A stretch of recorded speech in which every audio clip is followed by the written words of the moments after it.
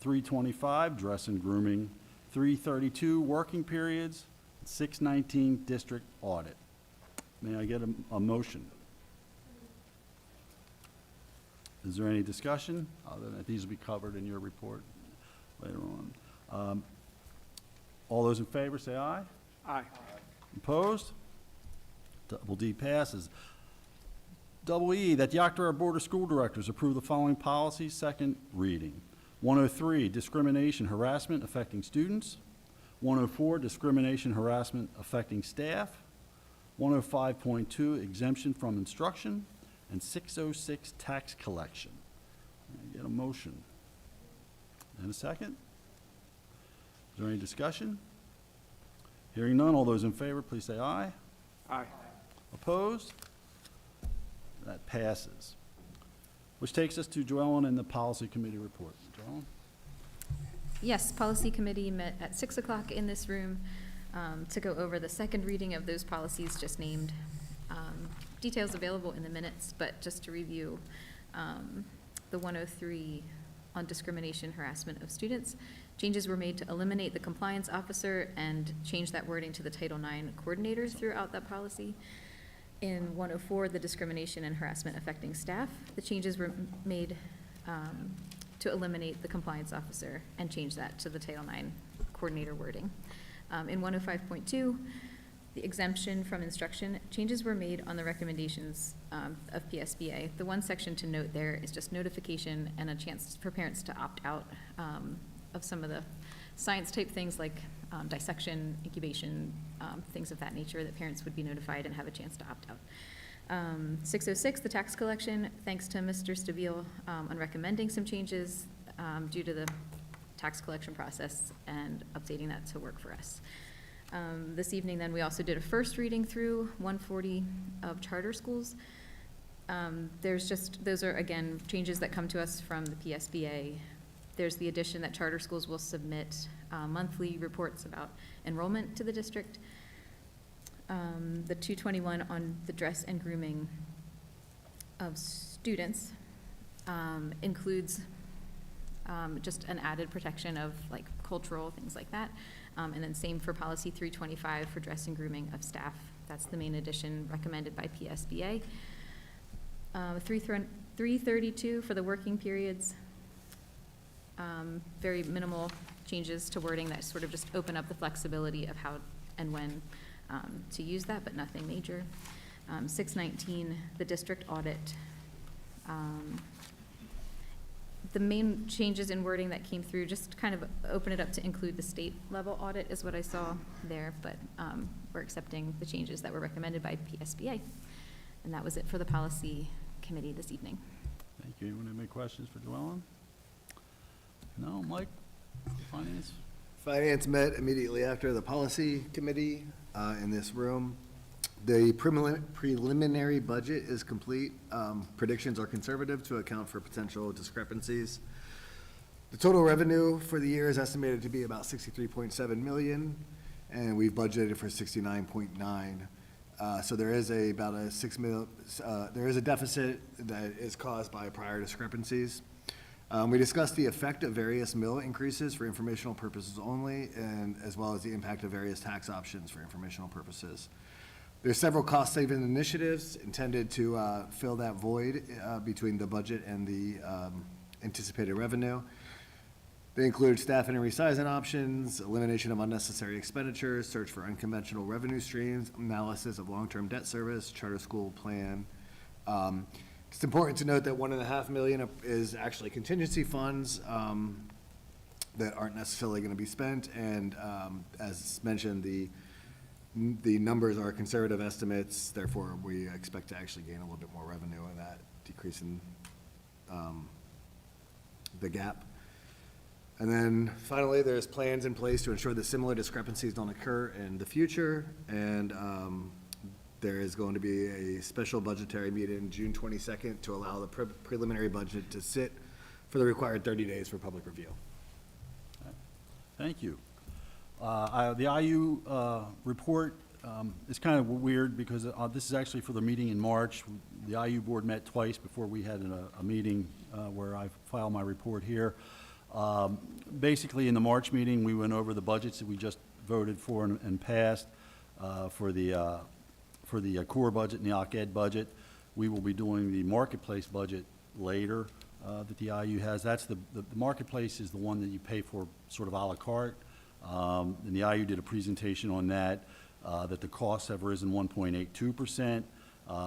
They are committing to keep the charges at below the statewide Act 1 index of 3.5%. We also had an interesting presentation that they called Full Circle Success, where they took kids in some of their CTE programs who have graduated a few years ago and have started their own businesses in our area that have since hired kids as employees or interns in the related fields currently. So it was really cool to see the whole thing go full circle. So that was it for that meeting in March. Which takes us to the Legislative Council report. Mr. Fox. The Chester County School Board Legislative Council met March 25th. This series of topics that we've been going through kind of culminated in the Legislative School Board Director and Legislative Breakfast, which was held on April 17th, this past Friday. Just to quick summarize the topics which the council, through the superintendents that organized the presentations, made. One topic was on special ed funding. The number of students that are served or in need is increasing, and there's some structural setups in the way that special ed is funded in the state of Pennsylvania that were highlighted for legislators, and the ask was for systemic change. The cyber charter reimbursements are fixed despite often being above the actual cost to serve the students, and the taxpayers lose as they pay more than the provider incurs. There was also a topic covered on tort reform, which was suggested as, like, for example, we could have a situation where there's missed instructional intervention with a cost of a few $100s.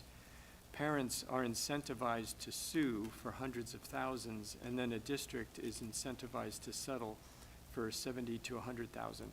I just want to clarify that that is not a comment about our Octorara school district. It was a comment made generally about the structure of special ed in the state of Pennsylvania.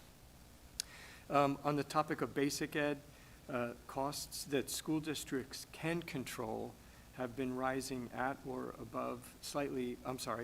below the inflation rate. So those costs, like our teacher administrator contracts and the costs that we incur for supplies, utilities, things like that.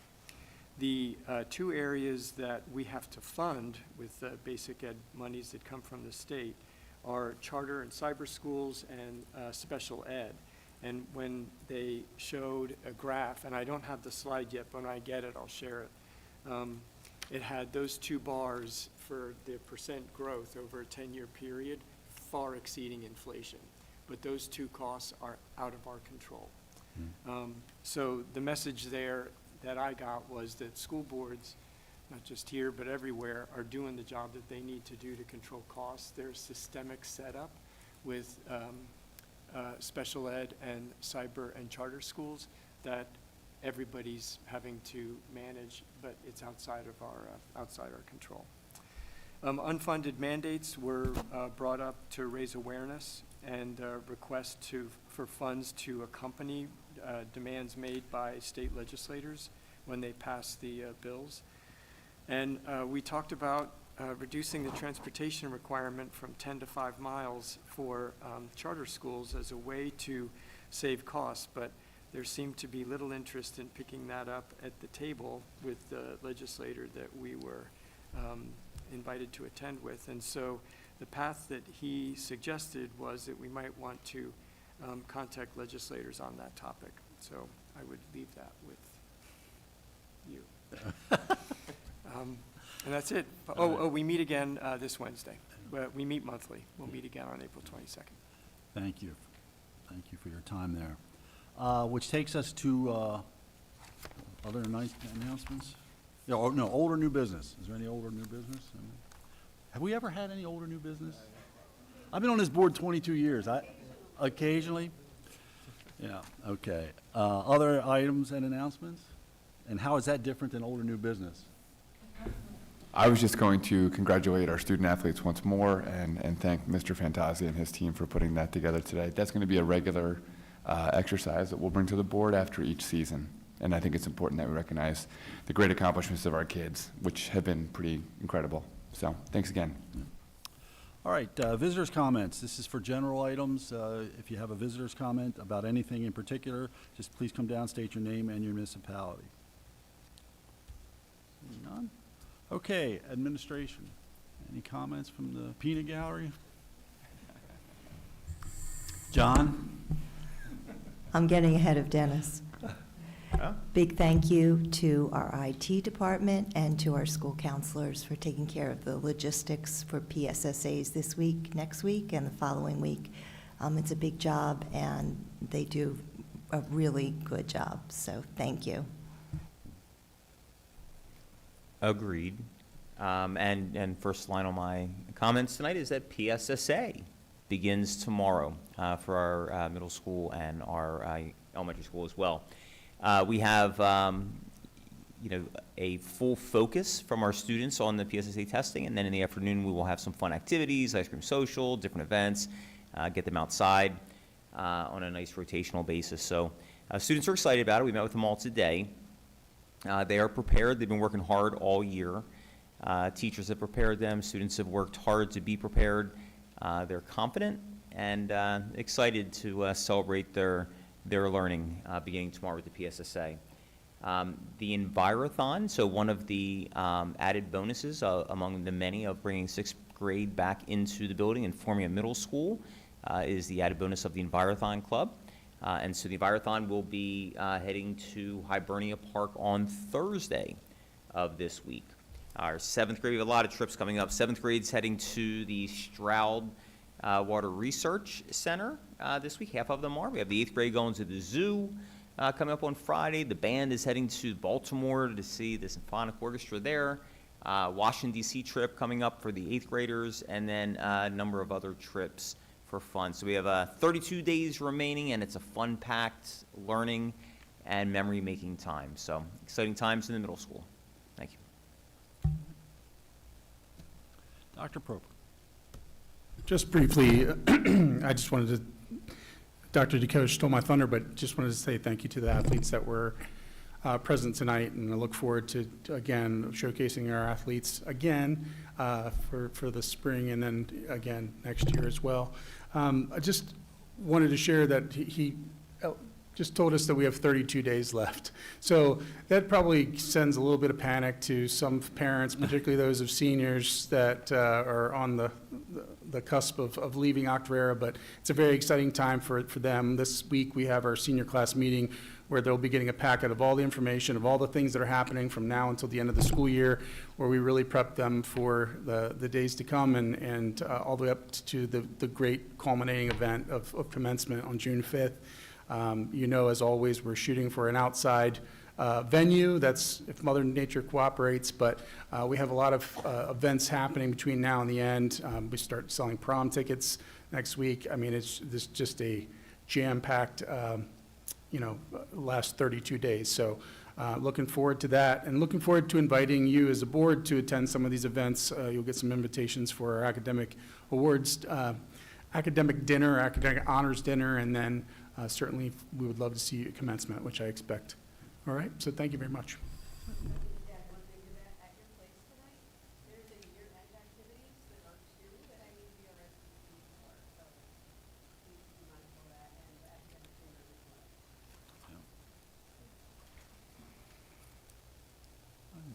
Is that it? All right, is there any board comments this evening? No? I would just like to add, as far as commencement for the board, it's tradition that the board shows up for commencement and participates in the march. It's a very special time, when you get to see the kids at their graduation. And John, I wanted to say, the other day I stopped by and I did a quick walk through the high school, and as advertised, very nice job. The teachers that were out, I wanted to see a hall change. Teachers were out, kids were behaved, it was a pleasant experience. So it was a good thing to see, so I appreciate everyone's efforts in that regard. All right, prior to adjournment, I'll read about the following meetings that we had and will have. Policy Finance Committee, as reported, met this evening here. There was an executive session between the two meetings for personnel, legal, and safety and security down in room 102 this evening. The Education Committee meeting will meet Monday, April 27th at 6 p.m. In the hub. Facilities Committee meeting Monday, May 11th, 2026 at 6 p.m. here in the multipurpose room. The next regularly scheduled work session is May 11th as well, 7 p.m. here. The Policy Finance Committee meeting will be Monday, May 18th here in the middle school at 6 o'clock. And the regularly scheduled board meeting will be Monday, May 18th, 2025, 7 o'clock in the middle school purpose room. Along those lines, the board, we've decided to try something that most school districts are doing. We will not be having a meeting in July. We're going to have a vote on wording, language that allows the school district to continue operations, and then we'll do any necessary approvals in August. So that'll be something new to try for us as a district, which is not uncommon in other districts in the county. All right, with that, I need a motion for adjournment. Second? Second. Any discussion? Never is. All those in favor? Aye. Opposed? All right, meeting is adjourned.